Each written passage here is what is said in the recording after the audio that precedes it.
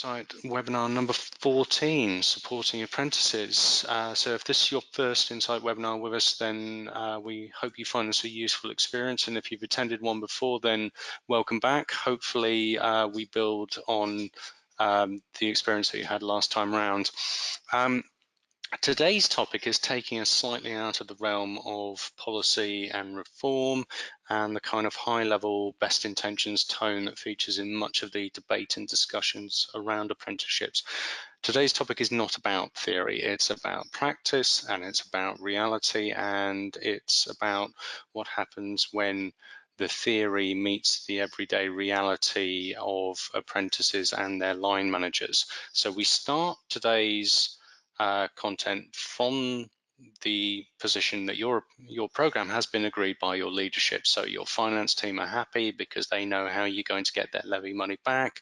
Management has bought into the vision behind your program, and the functional leaders are generally satisfied with the intent and the principles. And we posed a question, so now what? What are the remaining steps that you need to take to ensure that your program actually delivers that vision?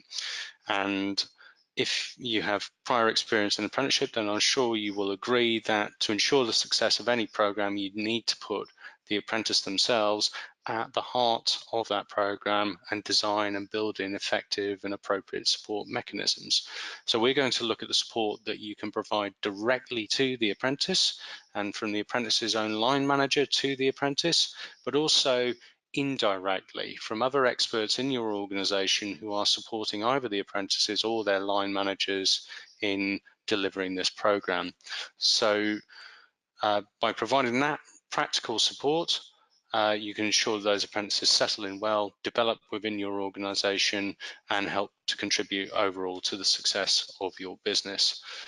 So today, I'm Neil Lingo, I'm the Head of Marketing for Apprenticeships here at Pearson, and my main presenter today is Anne Ashworth, the designer of our own internal apprenticeships program. And I'm also going to be joined later in the piece by two of my colleagues, Chris Verity and Tony Pitts, and I'll introduce them fully later, but they are very much at the sharp end of our program with first-hand experience of the support model that Anna is going to talk us through. A little bit about Pearson, just in case you don't have any prior knowledge of us. Why are we presuming to advise you on apprenticeships, you may ask, and it's a legitimate question. So two reasons. Firstly, we're an employer of apprentices, but we're also a leading provider of apprenticeship services. But you may be more familiar with us as the owner of qualification brands such as Edexcel and BTEC. You may have heard us in the context of our private university, Pearson College. But one of the main reasons why we are putting this webinar together today is that we have about 3,000 to 4,000 employees in the UK, and that means that we are a very substantial levy payer. So in the context of this topic, we are very much your peer. So we launched our levy aligned apprenticeship program in May 2017 with 30 apprentices in the first cohort, and it's grown to, as of now, about 88 apprentices on 16 different program areas ranging in level from level 2 through to level 6, and the near-term aspiration is that we will grow that program to 100 apprentices in the very near future. Now, today's schedule, as I said, I'm joined here today by our Head of Internal Apprenticeships, Anne Ashworth. She is going to look at the theory of the ideal support model that you could put in place, assuming you had unlimited resources and assuming that you had the appropriate buy-in from everyone in your organization. Once we have looked at that overall support model, both the direct support and the indirect support that you can offer, we're going to cut away to two people, Chris and Tony, who've got first-hand experience both as apprentices and as line managers of apprentices, and they're going to give their take. And as you'll be unsurprised to learn, they may have a different nuance on what they feel is most valuable depending on the experience that they have with their particular apprentices. And we hope that by showing these three different perspectives, you will be able to find something that is true to you and something that you can take away and action today and put in place in your organisation. So at that point, I'm going to hand over to the genuine expert on today's webinar. That's our Head of Internal Apprenticeships, Anne Ashworth. Good afternoon, everyone. Thank you very much for joining us on this Insight webinar. I'm going to cover a number of areas under direct support for apprentices. One of them is going to be recruiting, that's what I'm going to start with, but that one will be covered in a lot more depth in our next Insight webinar. What I'll talk about is general, yes, good practice in supporting apprentices, but also some of the things that we've done with our own programme that both Chris and Tony will be able to elaborate on more a little later. One of the key things really is thinking about are you recruiting into your apprenticeship programme, or are you looking at internal members of staff coming into your programme? And to be honest, you need to look at them somewhat similarly, but also you need to take different things into consideration as well. One of the other things to think about is, are you looking for young people to come into the business? Are you considering looking at different calibers of groups that are coming into the business as well? So then, starting off with the recruitment side of things. If you are looking at young people, looking at people that don't have a lot of work experience, perhaps you're looking at care leavers or people with additional learning needs or disabilities, then you certainly need to be thinking about how you actually attract them to you. Do they even know who you are? Do they know that you exist? Do they know that you're an employer of apprentices? And that means perhaps looking at different attraction strategies than you've done in the past. It might mean working with different organisations that can help you with that. It might also mean looking at different software and web pages, for example, and social media outlets that would give you access to those particular types of people. And I think it very much depends on whether you're an organisation that is looking at very much a local opportunity for some of your vacancies, or are you looking at it from a national perspective? And I think if you're looking at it from a local perspective, then you're very in tune with some of the objectives and some of the issues that that local area have got, and that will determine who you are aiming to attract into your apprenticeship programme. Certainly if you're looking at younger people, then we particularly have started to do quite a lot of work with schools that perhaps we haven't done before in terms of actually bringing people into our business as employees. That's meant us actually having to consider a school strategy, working with them in terms of how they like to operate, getting to understand what it is they're looking for from an employer. What sort of messaging do they expect us to be able to provide to them, their careers advisors, for example, and also to the young people that are looking for an apprenticeship opportunity in the future. So really getting a very strong relationship with schools or through a routeway into schools, I think is a good idea. And again, consider just how much of an effort you want to make into that in terms of, do you want to go to a careers fairs? Because that can take up an awful lot of time, a lot of resource. But is it actually perhaps hooking up with certain schools? Maybe they're STEM related, for example, science, technology, engineering and maths, and that is something that you really want to support. We particularly do work with women into technology, for example, and that will give you an opportunity to develop relationships that will then give you a clear pathway for those young people to consider you as an employer for them in the future. Most definitely, the whole recruitment process needs to be looked at in terms of how suitable it is for the type of candidates that you're looking at bringing in. You know, if you've always brought in young people, people with disabilities, etc., then you've got that all in place. If not, then it is certainly something that you need to consider. One of the things that we're looking at is actually putting together a programme of support for young people, where we might be looking at things like travel, personal security, cost of attending interviews, and thinking about how we can support on that to make us more accessible and easier for these young people to actually come to an interview and hopefully get on to an apprenticeship with us. We definitely need to do some work around the interviewing process as well. Again, think back, these are sometimes people that don't have an awful lot of work experience. So when you're putting activities together for an assessment centre, for example, you need to bear that in mind.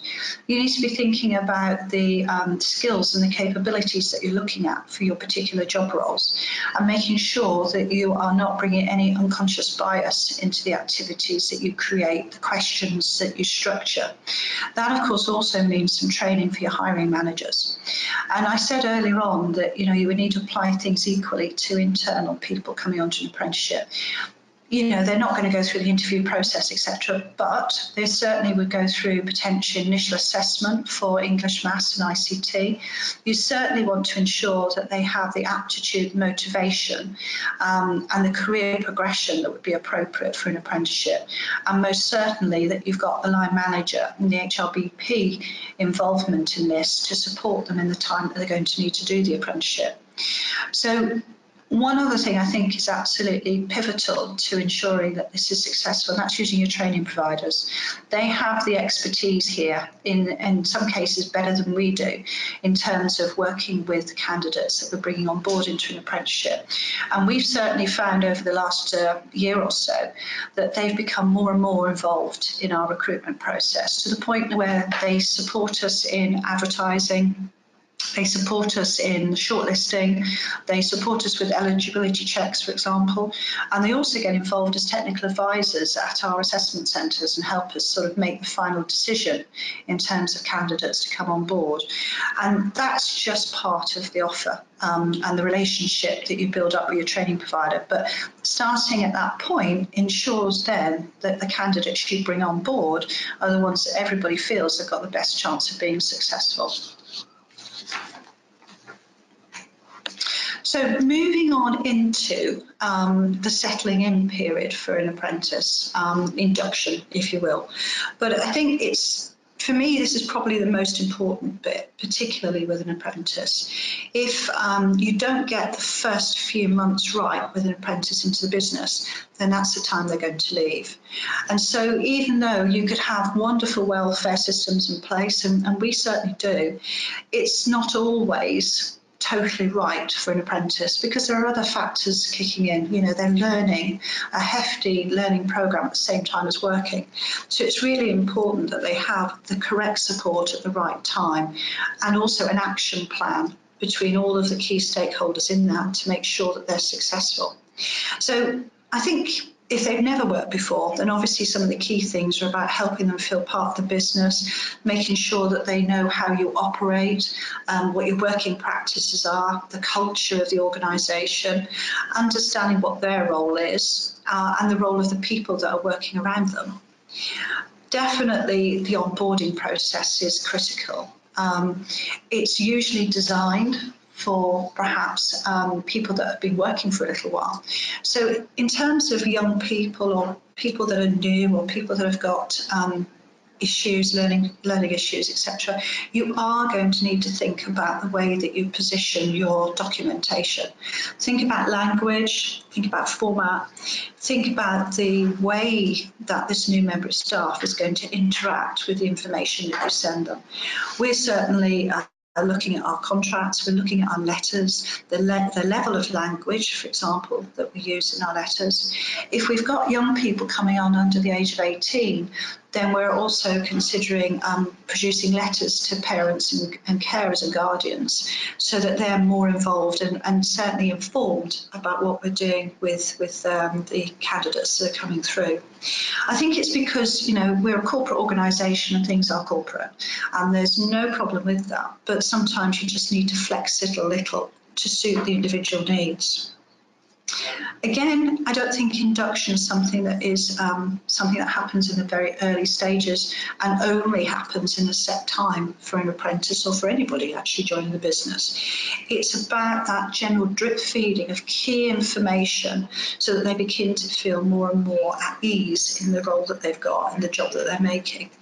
And it's making sure that whatever it is you've built into your induction is relevant, making sure that the candidates understand the processes and the systems that you've got in place so that they can get easily into the way of working quickly, rather than stuttering, not certain where to go, not certain what to ask. It's also about making sure they don't feel overwhelmed. There's a huge amount of information that people have got to take on board when they start a new job. And I think from our perspective, it's about making sure that that is managed in a sensible way. The line manager is absolutely critical to that in conjunction with the work that we do in the apprenticeship team.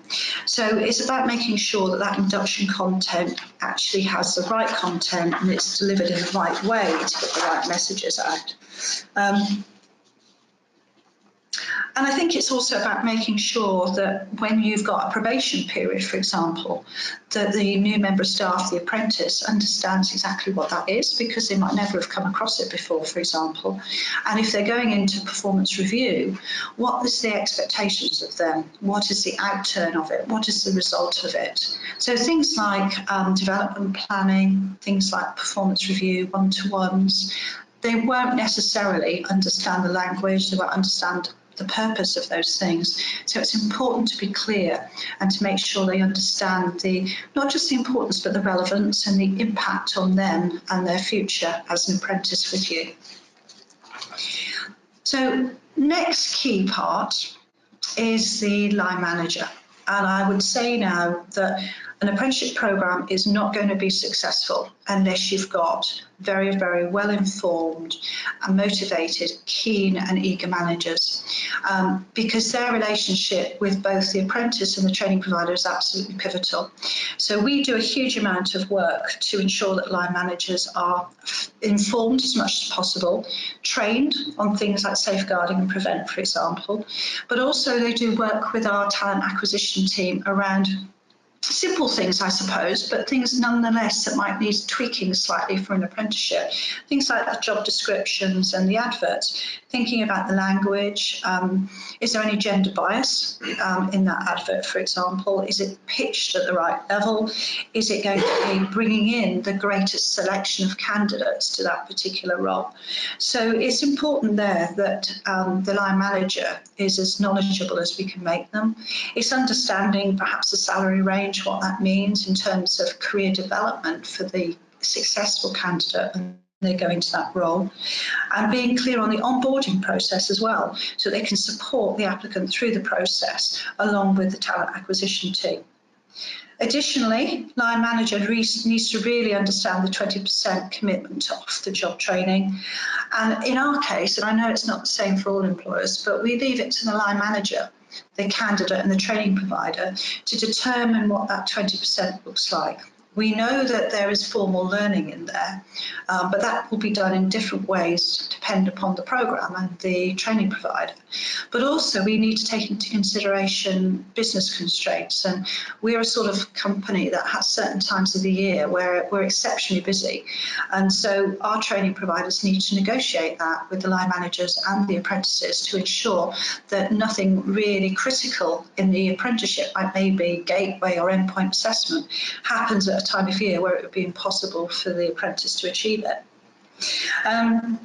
The other part of that role is their relationship with the training provider. Together, along with the HR business partner, they form a very strong support mechanism around the apprentice. So there needs to be strong communication. They need to be able to rely on each other to keep themselves up to date with what's happening. They need to be able to turn to each other and ask questions, to raise issues and to resolve issues. I certainly get involved if things are escalated to me, but I do expect that line managers, along with the trainer assessor, deal with things that come up on a ad hoc basis, if you like, that need to be sorted out pretty smartish. And that means they need to understand how the training provider works. And certainly we do some work with the training providers to ensure that they are familiar with our systems, our processes, the language that we use, so that they can have a very open conversation and everybody's sort of talking about things in a way that's totally understood. So certainly being up to date with company policies, procedures and working practices, values is absolutely critical. And then ongoing support. There are some things that I think are absolutely critical to ensuring success of a programme, and they're not the things that are necessarily referred to in the funding rules, and they're not things that naturally pop up, I suppose, but they are things that actually, if you think about it in the light of day, are common sense. And there are a number of elements that we've put in what we call our learner voice strategy that we think are critical but also hugely beneficial to our apprentices. So we always ensure that every apprentice has a dedicated mentor in addition to their line manager. For those of our apprentices that are actually on high-level management programs, we also have an additional mentor who is a senior person from the business. And the idea there is that that mentor is about helping them put the theory into practice in terms of corporate organisation and the strategy that we're working to. We also provide a lot of additional training to help our candidates with their interpersonal skills. Some of that is through our learning and development online modules. Some of it is through some of our products that we use, like HM Global, for example. We also have developed quite not unique, but I think what I think is a well-received method of recognising development and achievement. And we use one of our products for digital badging. And that is a way of recognising ongoing development and progress of every single apprentice, regardless of the programme they're on, but focusing in on their skills and behaviours, which, as we know, is a key element of the new standards. And then also we have an achievement badge as well. And we've actually taken that badge and applied that to not just our apprentices, but to other roles within the business. We have ambassadors, and you'll hear from Tony and Chris, both of whom are two of our apprentice ambassadors. They support other apprentices and also the line managers of apprentices, so they receive badges. And if we have people that really go over and above to promote and support apprentices in the business, then again we like to show our appreciation through the digital badge. We have a strong method of gaining feedback and ideas, and that's not just surveys, which our training providers do, but it's surveys we do, yes. But we also run focus groups. We have apprentices that have their own focus groups and feedback to me, and we also run annual, what I call time to talk cafes, and that's when I go to the apprentices with some ideas that I have on ways that I'd like to improve the programme, and they can tell me how silly I am or whether they actually support me or not. I have to say they've been very supportive so far. Other things that we've done, in addition to the 20% off the job, we also give our apprentices an additional 2 hours study time each week. That's really helpful for those that are doing functional skills, but certainly we find it's great for the apprentices to catch up with their mentor, to do some revision work, maybe to have a one-to-one with their manager. We also ensure that every apprentice has a laptop, so that they can actually walk away from their workstation and concentrate on themselves and their learning somewhere quiet. And we've, again, found that to be hugely beneficial. And where we've got sites with apprentices using desktops, we also have some laptops that are available for them to borrow as well. We work really closely with our HR colleagues, who in turn support the line managers and apprentice, and they're very helpful in terms of linking with the training providers, thinking about additional learning or the next route that an apprentice might take when they're coming to the conclusion of their apprenticeship. And then we have specialist mentors who are subject specialists, and in certain cases, for example, for project management, we have a number of specialists from around the business that take on that role. And we've actually set up what we call safe projects, so that our project management apprentices can practice their skills without fear of anything that's going to be connected to business critical activity. Moving on then. Questions? What would be the typical discussion areas for an apprentice focus group? Good question. We actually let the apprentices determine that themselves, because we want to hear from them what's working well and what's not working well. I suppose some of the things that definitely have come up have been issues with the training provider. Not necessarily big ones, but you always will get something, maybe miscommunication, perhaps expectations that have not been met, that type of thing. In the Time to Talk cafes that I run with all of our apprentices, the sort of things I've taken to that is the idea of doing an alumni, for example, and how well that would go down, and would that be something that they would be keen to do. Getting some of their feedback on mentoring to make sure that that's working, and if not, how can we improve it? So you've got two different types of ways of running that. The focus group, which is, you know, an opportunity for apprentices to say what they want to say, good and bad, and feed that back. And then the other one, which is where you're talking about improvement of the programme. Moving into the next section, which is the indirect support. I mean, we're lucky, we're a big organisation, and I'm conscious, obviously, that there's a lot of smaller companies out there that have apprentices on board. And a lot of what I'm saying translates no matter what size of company you are. But this particular section, yes, it is helpful that if you're an organisation where you've got lots of different functions, you can tap into that expertise. However, if you're in a smaller organisation, then perhaps those functions are easier to get hold of because they could just be a handful of people, if not just possibly even one person. So I think, you know, it's about communication and understanding and in terms of working together on that. So from my perspective, an apprenticeship programme just can't operate in a vacuum. It needs to be an integrated part of everyone's plans. And when I say everyone, I mean business operational plans, HR, finance, talent acquisition, learning development. So it does mean you need to make sure that all of those key people know what their role is with the programme, what it is you want from them, what it is you need their involvement in so that you can continue to improve things. So for example, if you want to design a training session for line managers, then it's working closely with possibly talent acquisition and learning and development at the same time, so you can put something together that's professional, has all the key components you're looking for, and is pitched in the right way for the line managers. Example also being perhaps, you know, talent acquisition. They need to adjust their attraction strategy to include schools. So you need to again think about perhaps involving the training providers in that. You might want L&D involved in that as well, because they might want to identify some internal training that might be appropriate for people to undertake. An example being safeguarding and prevent.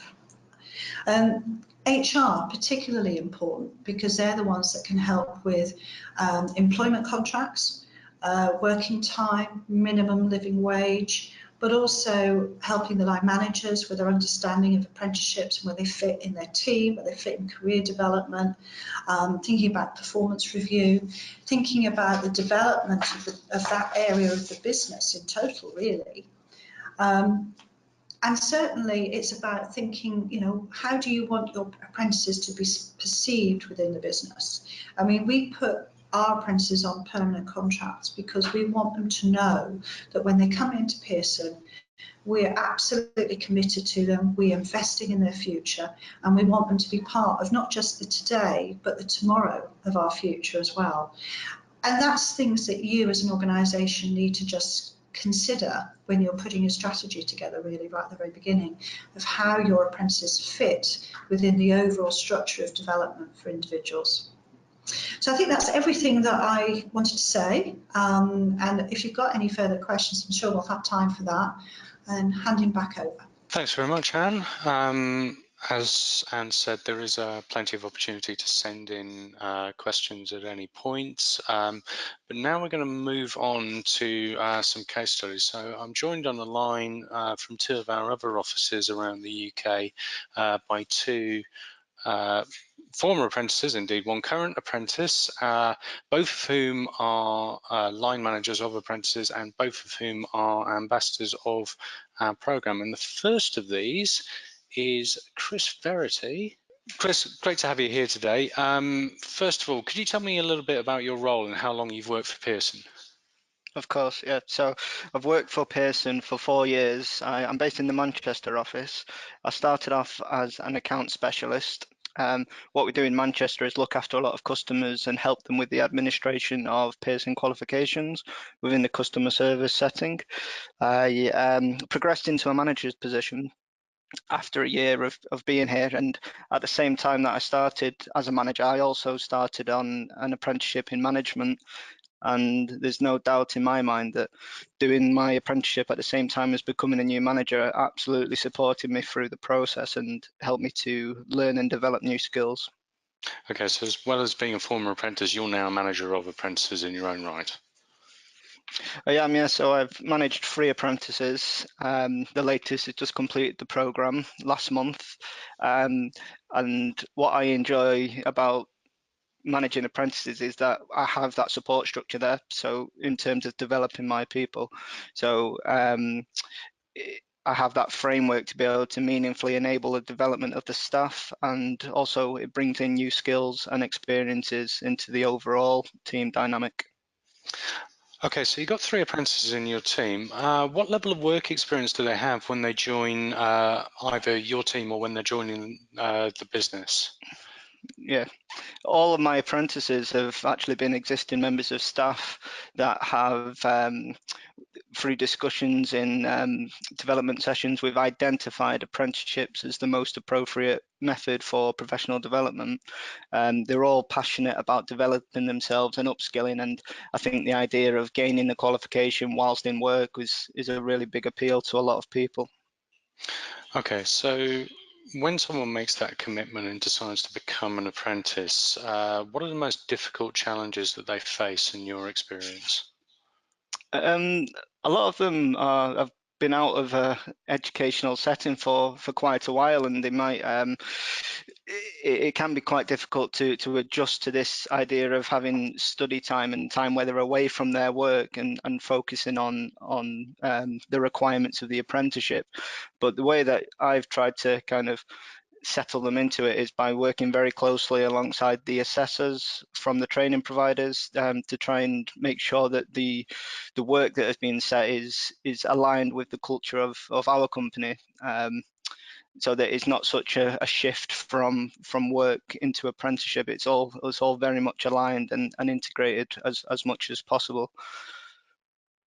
I'm just Well, the other things that I try to do is to give my apprentices a project or some kind of initiative that they're in charge of, which they can run with during their apprenticeship time. So they would be, it might not be the type of work that would normally fall under their remit, but through the apprenticeship scheme, they're encouraged to identify areas of their own interest, and they then have the time and the support systems in place to focus on these. And the end result of that is it's good for their own development, but it also gives back to the team in general as well. Okay, so aligning the work that they do with the work that they're required to do as part of their apprenticeship program. Aside from that, how else, talk me through the other support that you offer your apprentices. Yeah, so as Hannah's already mentioned, all apprentices will get the 20% off the job study time. This is taken up by classroom sessions with their tutors. They might use it to complete their portfolio and do research and revision. Also, examinations and progress reviews would fall under this time. But as a manager, I try to take an interest in everything that they're doing during this time and to ensure that they're on track. I also meet regularly with the training provider assessor, and they're often 6-week review sessions where we can discuss the progress of the apprentice. This allows me to then schedule the overall team priorities and work out what we can work on in the next few months. So it's having that close relationship with the assessor is absolutely invaluable. In terms of kind of empowering the apprentices themselves, we've established, again, Anna's mentioned this, but we established a monthly forum for all of the apprentices within Pearson. And this is an opportunity for them to share the best practice amongst themselves, and it gives the people in charge of the apprenticeship a good idea as to how they can improve the support by actually listening to the apprentices in this setting. And finally, I think it's very important that we champion the achievements of the apprentices as much as possible, not only within the people that are on the programme, but also to the other members of the team that might have seen the apprentice but not really take too much of an interest in what they're doing. But by developing a newsletter called Aspire to Inspire, we can then make sure that everyone across the business is fully up to speed with the achievements of the apprentices, and we get to celebrate their achievements. Okay, and do you get any feedback from the apprentices at all about which of these methods they find most valuable? I think they're probably all quite important, because they're all, the thing behind them all is that they're remaining supported throughout their journey. But I think in terms of the one thing that I like the most is the project, because giving them some kind of work-based project, because not only does it tick off the standards for them to be able to progress through their apprenticeship, but more importantly, it ingrains them into the culture of our company, and they're leaning on a framework, and by using this support structure, it actually promotes best practice for everybody involved within that project. Okay, brilliant. Thanks, Chris. I'm just going to move on to our second case study now, which is a colleague of mine who I've worked with for a number of years, Tony Pitts, Centre Support Manager. Tony, this is your second time on an Insight webinar, I believe. So for those of you who don't remember you from the last one you participated in, could you tell me a little bit about your role in Pearson and how long you've worked here? Yeah, of course. I'm a manager of 2 internal sales teams, and they're actually both based in different parts, different sort of areas. One's based in Harlow, who work with FE colleges, and the other one's based in Manchester, up where Chris is, and they work with work-based learning. I've been part of the Pearson team for just over 11 years. Returning to work after having my son, started my journey as a telephone appointment maker in the primary schools division. It was the perfect job for me because I was able to work around the school holidays. After coming back to work, Neil, I really wasn't confident. So after a learning development conversation with my line manager, it was suggested that I completed a customer service level 2 apprenticeship. That really gave me the confidence I needed to return back into the working environment. Pearson have lots and lots of opportunities, so I decided to complete the team leader apprenticeship at level 3, and I was then promoted to be a team leader of a team of 6. I've really caught the learning bug by this stage. I was asked if I could complete the manager course because I could see the sort of skies opening for me, and I completed that in 2015 and was promoted again. Okay, brilliant. So what were your initial reasons for taking an apprenticeship? Coming back to work after having my son, I just didn't have the confidence. I hadn't been in a workplace for quite a while.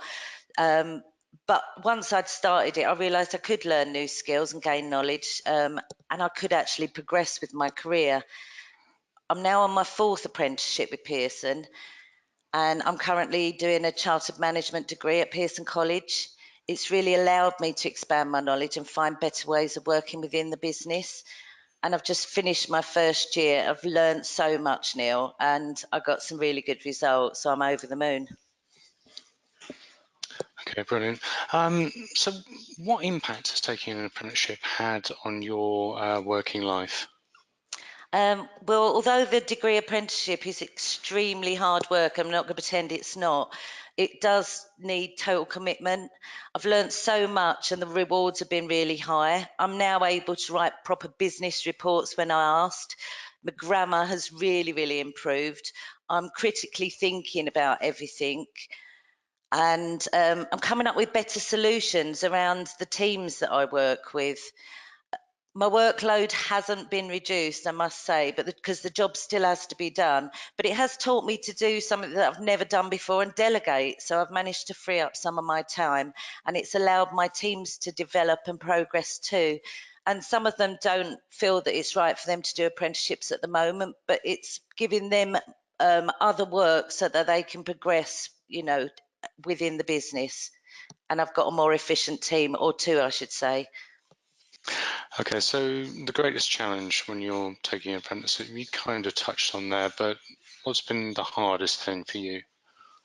Definitely time management. I'm one of those people, if I want the job done properly, I think that I need to do it, but it's not true. I've learned how to delegate. It's not all about just going to college 1 day a week. On average, I study for probably further 10 hours a week. and also I'm doing my job at Pearson. It is particularly hard during the times when we've got assignments that are due in. The academic writing was also a real challenge for me after leaving school in 1980 with just a basic education. And I've sat my first proper exam in over 38 years. That was back in May. So I feel that I'm learning. Okay, brilliant. So how has Pearson supported you both as an apprentice but also in your regular role? Well, without the support of Pearson, I don't think I could have got through this. As I said, with the basic education I left school with, it was something I never thought I'd reach, you know, doing a degree at university. I get my 1 day a week, which is my 20% learning. When I'm at college, that's what I'm doing. But on other times, I'm doing placements with other parts of the business. I'm at the moment organised a placement with the contracts department and also the marketing department, because they're the modules we'll be learning in year 2 in the autumn term. Again, as both Chris and Anne said, I get 2 hours a week, which is for learning. And sometimes I do actually save that up and take sort of a whole afternoon so I can get my work done. As said before, I have a mentor who's amazing, who helps me, and I show them my work and just get some feedback of what they think. And the senior mentor and also my line manager, who support, guide and encourage me right the way through. There's times when I've really felt I can't do this, and it's just getting that support and encouragement from those groups. Okay, and if you had to pick, would you be able to choose any of those as the most valuable mode of support? Obviously, they're all amazing, but I think probably the people around me, my mentors, my line manager, my team, they understand what challenges I'm going through, and other parts of the business that are willing to sort of take me into their departments and show me what they know to learn new skills. Okay, brilliant. Thank you, Tony. So we're going to go into questions at this point, and there was a question that came in towards the end of Chris's interview that was directed at him. So if I can just bring him back in to answer this one. Chris, all of your apprentices are internal candidates and presumably all work in the same team. So does this mean that your department sometimes struggles to cover their work when they're all away at the same time each week? Have you got a process for managing that? Yeah, it's very rarely that they're all away at one time doing their work. Maybe once every quarter or so they might be in the same workshop, but their kind of study time we split out across the week, so they all have different times. So the duties of the team are still being adhered to.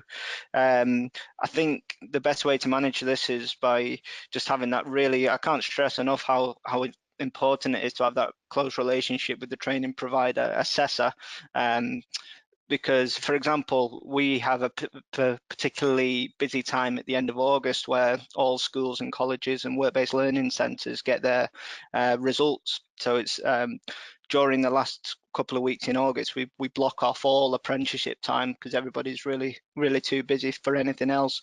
But to make up for that, we would give them extra time at this time of the year when it's a bit quieter, when the schools have just broken up. So it's about kind of juggling the calendar and just being open and honest with the assessor and also the apprentice to just establish what is possible and what isn't possible. And we found that the assessors have been extremely receptive of this.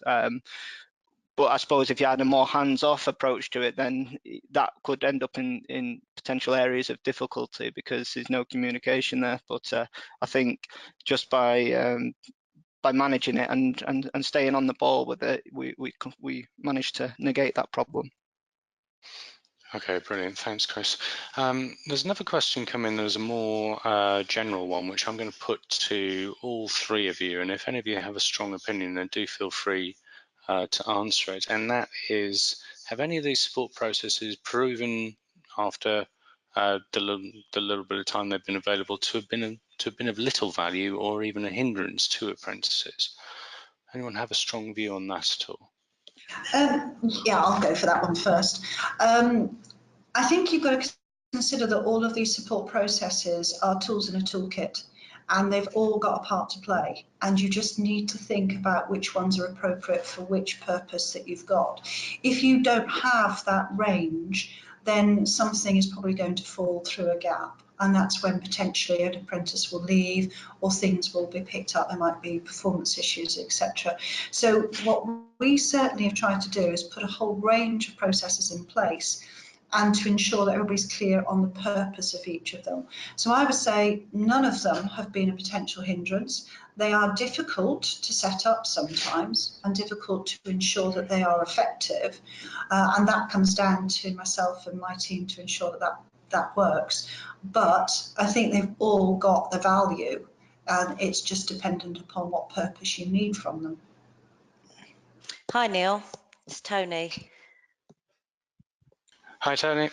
I think just from an experience in the Harlow office, obviously we mentioned before I was a apprentice ambassador. We've got a apprentice here that felt that she wasn't doing a very good job. She didn't want to go to her manager because she didn't want her to think that she wasn't good enough for the job.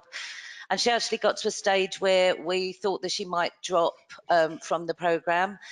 But she's just completed. She's done really, really well. And now she wants to be an apprentice ambassador because she said it wasn't plain sailing. And she wanted to just sort of reiterate that to other apprentices, that it isn't always plain sailing, that it is hard work. That's great. Thanks, Tony.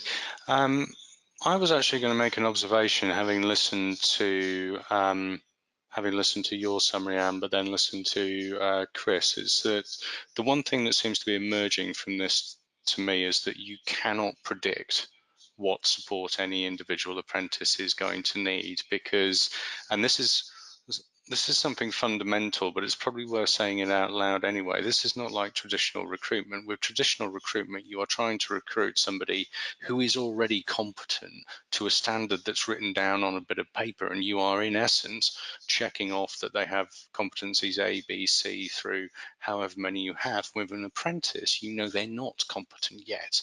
You know that they have some work to do, and it's much harder to ascertain to what level they're going to need support with developing any particular competence, skill, or behavior. So until you have years of data to show, you can't predict that any particular mode of support is not going to be worth the time. You actually need that track record of the program in order to validate or not. Yeah, I'm nodding away here, Neil. You're absolutely right, and that's why I say you've got to have a variety of tools in your toolkit, because you do not know what you're going to face, but you have to make some assessments of what you might likely face.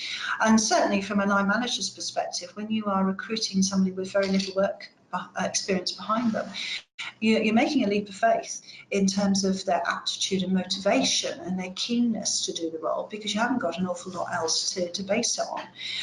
And that's why, it is about understanding that this is a training role, and it's going to take a number of years in some cases to get to the point where they are deemed to be competent in the role that you've employed them into.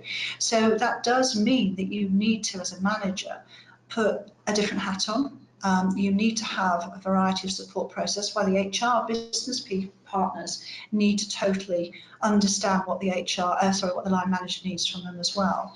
And from a talent acquisition point of view, make sure that they've got the right recruitment processes to give you the best chance of getting the right candidate coming through. And it's interesting, I mean, it's lovely listening to Chris and Tony, and both of them have been absolutely brilliant in supporting the programme. And Tony is doing a stunning job in the Chartered Management Degree Apprenticeship programme, but she's also had new recruits coming into her team and starting an apprenticeship from scratch without the work experience behind them. And she's had to apply some of the skills that she's learned as a manager to that, probably for the first time. And, as an organisation, because we're recruiting younger people now, we are coming across things that we didn't know and didn't think about, but we are now planning it, thinking about it, and putting the right support processes in place. Okay, and one more question coming just now. Who are you inviting to reviews with so many interested parties, and how are we capturing 360-degree feedback? So I think that's more of a policy question, so I'm going to put that to Anne first of all. In terms of the formal progress reviews that the apprentices undertake, we ensure that line managers are always present, either physically or remotely, the trainer assessor, and obviously the candidate. And if the line manager can't be present, we involve the mentor. In certain circumstances, the HR business partner has also come along because there's something relevant to them. So we find that review is absolutely one of the key learning processes for the whole apprenticeship, because that is the opportunity to talk about things that are going on in the business, things that are going on in the apprenticeship, milestones that are coming up, maybe some external assessments for functional skills, etc. Talking about annual leave, for example, and as Chris was saying, busy times of year, and changing and having a dialogue about target setting. Are we pitching for a merit or distinction, for example, on endpoint assessment? One of the other things that we've started to bring into the progress review is conversations around Pearson values and how that aligns to the behaviours and skills within each of the apprenticeship standards as well, so that we can start preparing both the line manager and the apprentice for their role in gateway and endpoint assessment. So with the new standards, we might be using processes that have existed in the apprenticeship world for a number of years, but we're slightly adapting and adding to the content around the requirements of the new standards. So we're finding that particularly a useful thing to do, and doing it sooner rather than later, so that it all forms part of that support package, not just on their personal support, but also on their professional and their, if you like, vocational education support as well. Brilliant. Okay, thanks very much, everyone. We've had one further question come in mentioning a toolkit. So Hazel, in answer to that question, I think the toolkit or the basic blueprint that you would need in order to start building that is probably in this slide deck and in Anne's commentary. And I think if you are following and joining those dots, then your toolkit will start to emerge. And also, I would also dig into previous events in this series. So, for example, around the 20% off the job, which is such an important component. We covered that in depth with a couple of training providers and an employer who had already put quite a good process in place with their programs. I'd encourage you to watch that event, because that will be of far more value than anything I could say over the microphone just now. As I say, we are still online here, so there's a little bit more opportunity to ask questions there. But before we log off, I'd just like to give a quick message from our sponsor, who coincidentally is us, about our webinar number 15, Recruiting Apprentices. So we're going to go into more depth about one of the key factors in supporting apprentices, which is making sure that you get the right people to the door, through your assessment criteria and into the right job.